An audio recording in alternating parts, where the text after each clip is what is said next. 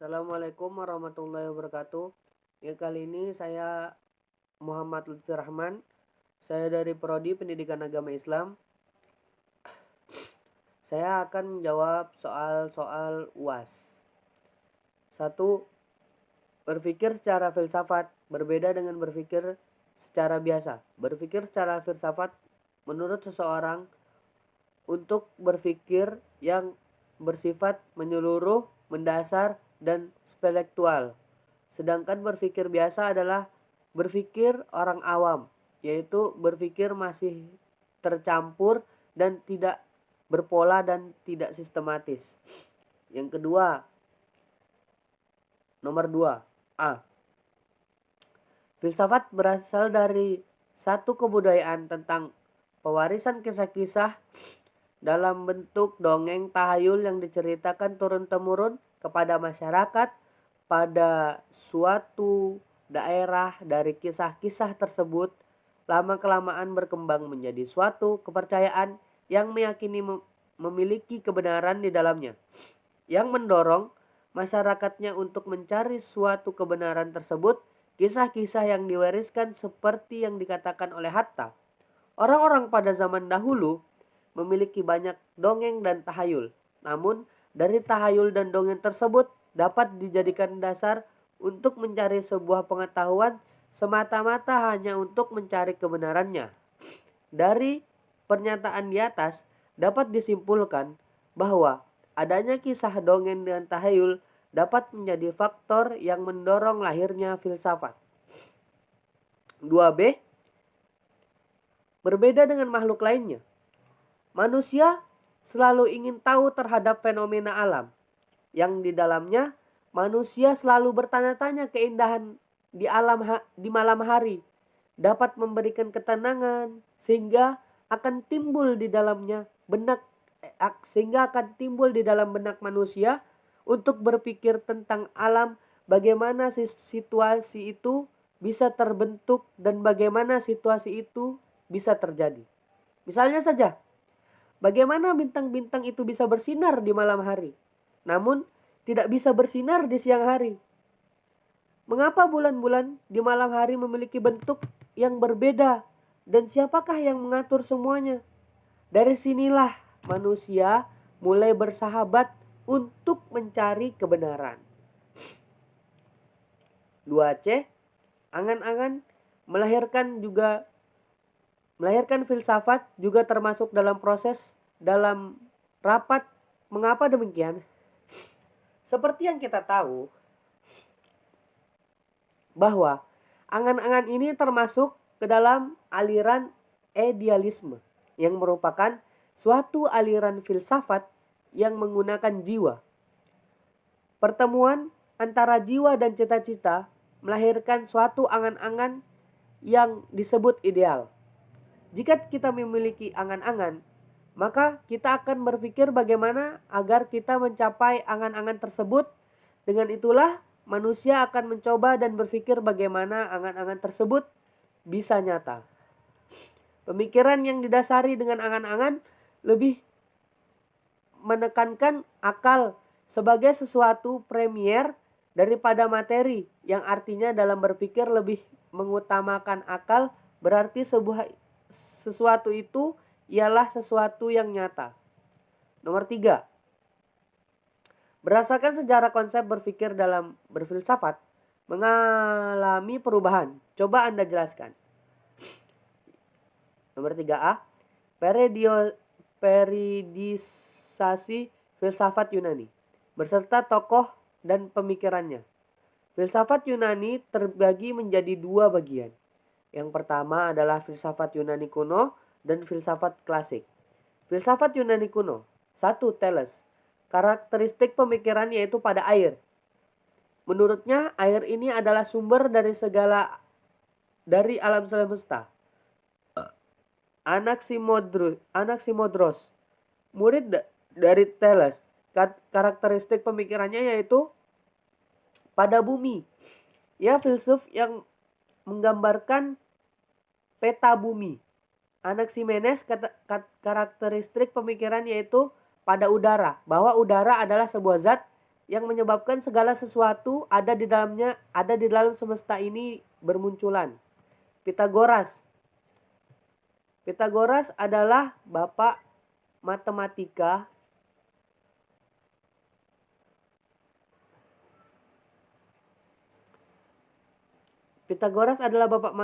menurut hakikat kenyataan terletak pada angka.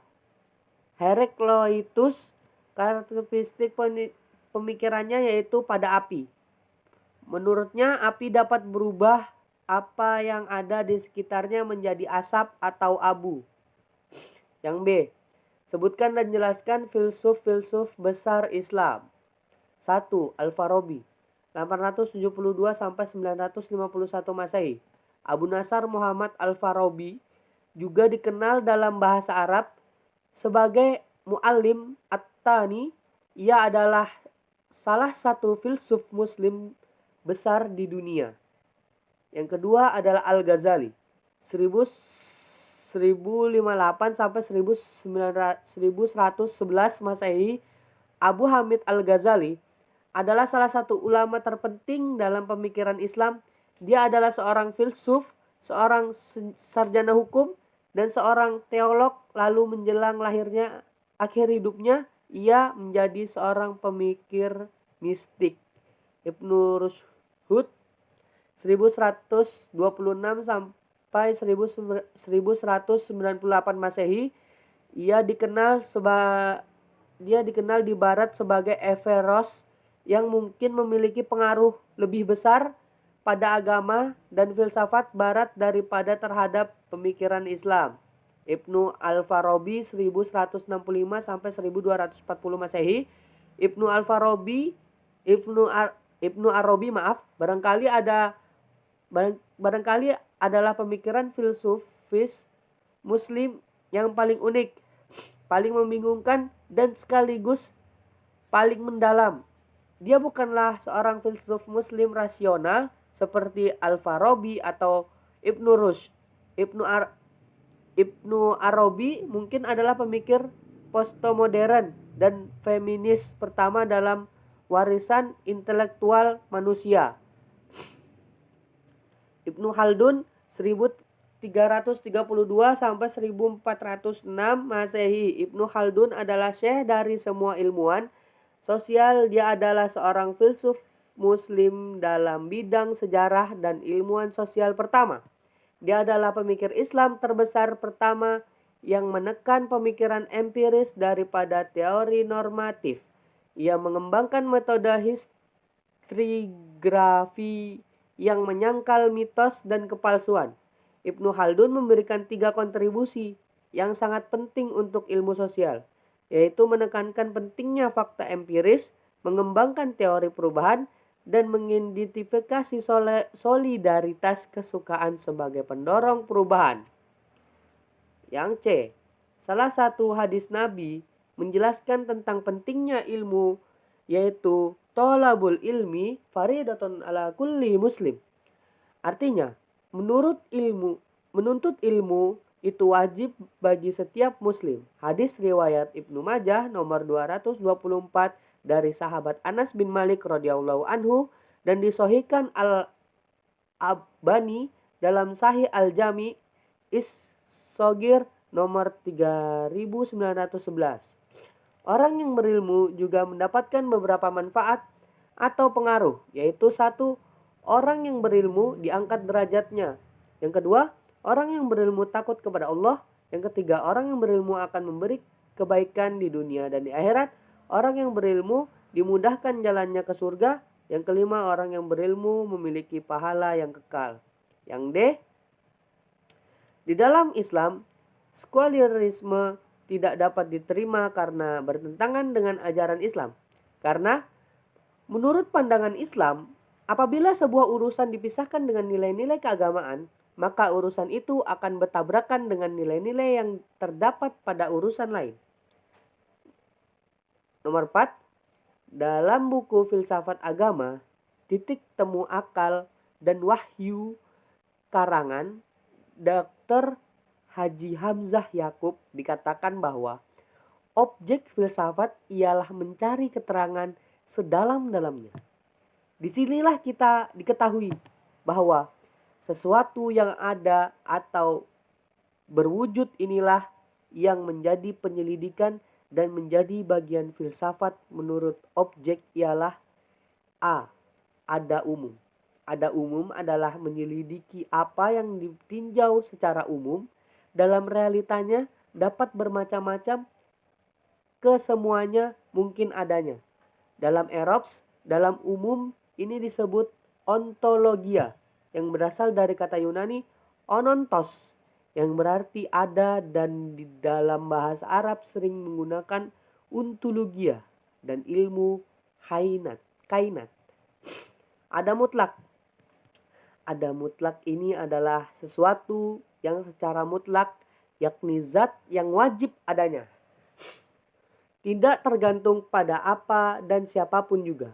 Adanya tidak berpermulaan dan tidak berpenghabisan dan harus terus ada karena adanya dengan pasti. Ia merupakan asal dari segala sesuatu ini tersebut. Tuhan dalam bahasa Yunani disebut Theodisia. Di dalam bahasa Arab ilah yaitu atau Allah. Yang C adalah cosmologia, yaitu filsafat yang mencari hakikat alam, dipelajari apakah sebenarnya alam dan bagaimanakah hubungan dengan ada mutlak. Kosmologia ini ialah bersifat alam yang menerangkan bahwa adanya alam adalah tidak mutlak. Alam dan isinya adanya itu karena dimungkinkan Allah ada tidak mutlak. Mungkin ada dan mungkin lenyap sewaktu-waktu pada suatu masa. Yang D adalah antropologia, filsafat manusia. Antropologia, filsafat manusia, karena manusia termasuk ada yang tidak mutlak, maka menjadi objek pembahasan. Apakah manusia itu sebenarnya? Apakah kemampuannya? Dan apakah yang mendorong tindakannya? Semua ini diselidiki oleh dan dibahas di dalam antropologia. Etika. Etika adalah filsafat yang menyelidiki tingkah laku manusia. Betapakah tingkah laku manusia dan dipandang baik dan dipandang buruk, serta tingkah laku manusia mana yang membedakan dengan lain-lain makhluk. Logika. Logika ini ialah filsafat akal budi dan biasanya juga disebut mantik.